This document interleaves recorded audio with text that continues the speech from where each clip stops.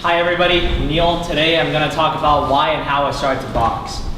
So, the bell goes. A distinctive ring echoes across, a distinctive beat echoes across the ring. I put my gloved hands up next to my chin, which feels strange with a big, clumsy, full-face headgear seated in my head. I try to remember things I've learned in the past 3 months or so. How to step in, step out, move with your front legs spaced appropriately ahead of your rear.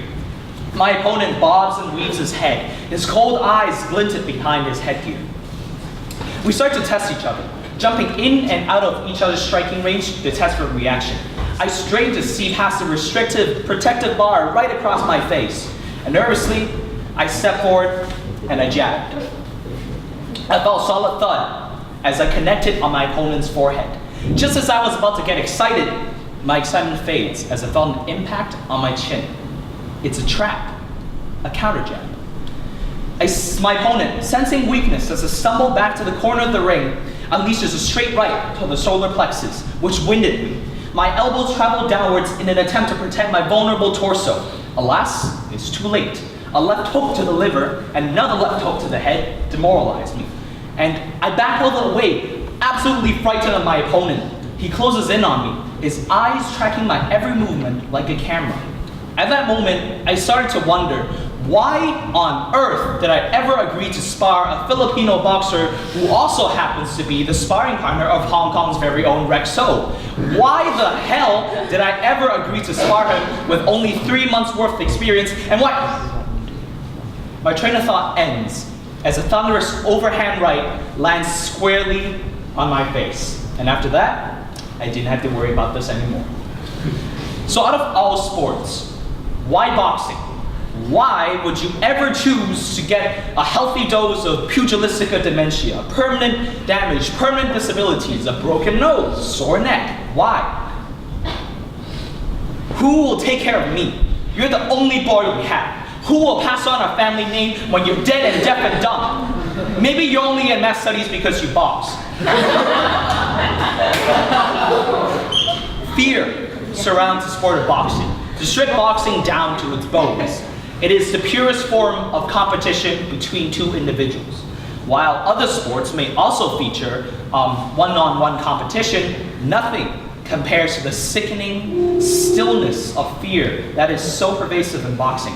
And that's why so many people join and quit boxing, because it's just so difficult having to stand in a ring and fight that person. Boxing forces you to choose between fight or flight, and I choose to fight. For a greater part of my life, I've always been on the I've always been on the run, and I always chose flight over fight. Whenever I'm confronted with a new possibility, new risk, or a new question, I was afraid of the burden that comes with responsibility. I refused student leader positions. I refused opportunities that my teachers or other fellow students held up to me. I was afraid that I wasn't up to the job. I didn't want to answer questions in class because I was afraid that I would look stupid and that my classmates would look at me and be like, math studies,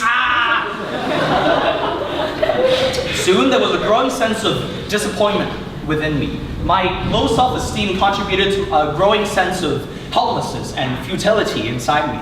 I felt really pathetic when I saw my classmates take opportunities that I was too afraid to take. I was too afraid to take what I wanted. I was especially dismayed by my father's comment. He said that I lacked male grit and assertiveness, and he doubted whether or not I was his son.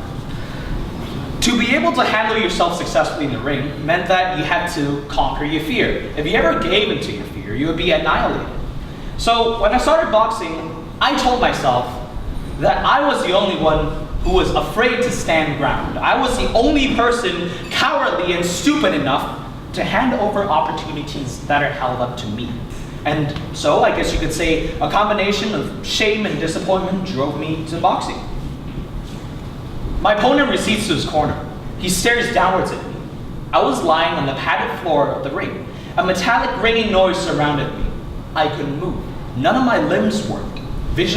My vision was distorted. My neck was sore. For people who aren't so familiar with combat sports, this is a symptom of a knockout, a concussion. And I got back up, weak and bloodied, and I finished the round. Now, I overpowered my sense of fear in that round. You may think that this is some kind of Rocky story where Rocky Balboa beats a far younger opponent after coming back from a catastrophic knockout loss. That's bullshit. It doesn't work like that. Fear doesn't stop. It throws punches at you when you're weak or when you're afraid, and it never stops until you give in to its demands. My advice is, instead of trying to destroy fear, why not replace it with something else? I replaced fear with a desire to impress my loved ones. To quote a boxing coach, you fight best in front of the people you love. Whenever I'm faced with a challenge in life, whether in school, whether in sports, whether outside school, in MUN, wherever, I imagine that my loved ones, people I care about, are there to look at me.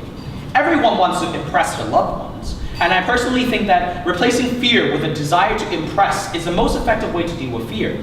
Why? Because everybody just wants to impress.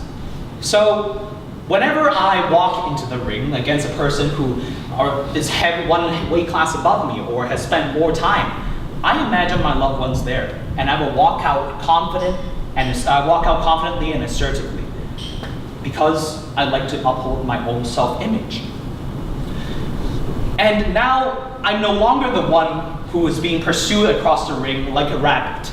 I'm now the aggressor. I'm the one who walks down my opponents, watches for gaps in their defense, and unleashes punches into their vulnerable areas. For me, boxing is more than just a sport. It's a way of life. It's taught me defense mechanisms that I could use outside sport, in school, in MUN, and somewhere else when I'm dealing with other people, dealing with relationships. And so I think it's fair to say that boxing is truly a way of life for me. Thank you.